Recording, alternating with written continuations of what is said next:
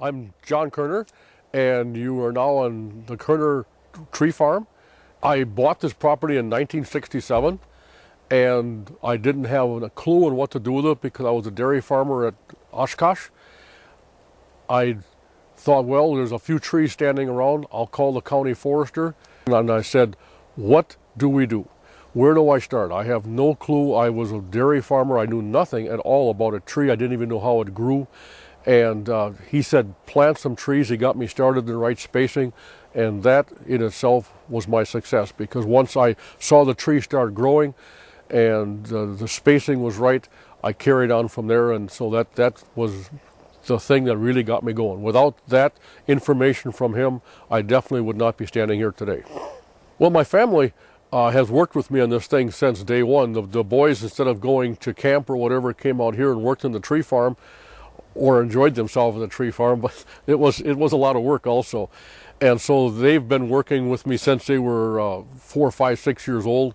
My wife has always worked with me on the tree farm. She sorts trees, she planted trees with the tree planter, and they've been at my shoulder for the last 40 years doing everything. Well, the tree farm is maintained by my sons and myself exclusively. We have a tree planter and a tractor and a brush chopper. I have a couple of dozers that we clear land with when we buy something that needs to be cleared. So that everything that's done out here, except for some of the harvesting right now, is done by my sons and myself and my wife. I think the biggest challenges to my tree farm here would be the weather. The soil is so porous that the rain goes right through it, and so we have enough moisture for the trees to grow. And once they get rooted in, they grow very well. But to get them rooted in, we did lose some trees in some real dry years, 1988, and the last couple of years we lost a lot of trees because they're just plain too dry. But we replanted them by hand where they died, and they're growing pretty well now.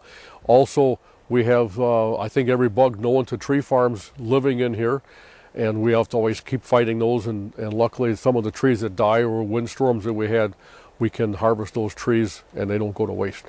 Anybody that's looking at a tree farm or becoming a tree farmer, I'd definitely say go for it.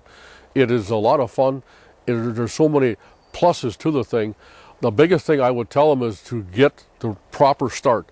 You know, find somebody that knows what they're doing, probably a county forester or something, get them started in the right direction, and things will go much, much better for them, and they'll have better success. Being a tree farmer, we're also a logging contractor, and we work with tree farmers every day, or people that probably don't call themselves tree farmers but have a woodlot and they don't know what to do with it, and so we manage it for them.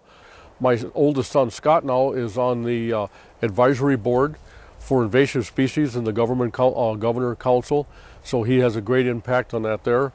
We are members of the Wisconsin Woodland Owners Association, and we attend and do things in that direction. We're members of the Wisconsin Family Forest Association, and give a lot of the benefits of our tree farms and also our logging contracting to those folks when they come to the meetings. And my son Scott is on the board of directors of the Great Lakes Timber Professional Association. I have had many field days out here.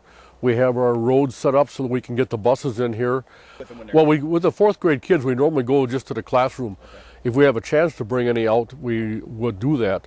Also, I have my land open to all the county foresters and the consulting foresters that I invite them to bring people that are on the fence on what to do and say this is what it would look like if you did it right. So hopefully, and I know they use my land quite a bit to do that also, so that makes us kind of happy to see people in here and get in the right direction.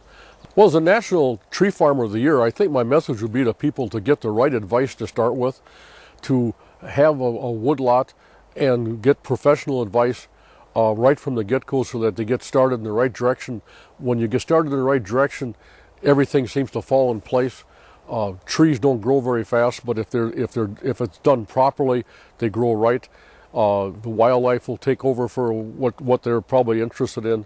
So I think my ideas would be to get the right direction from a professional people like the county forester, like I did, or something like that. There would be very beneficial to them.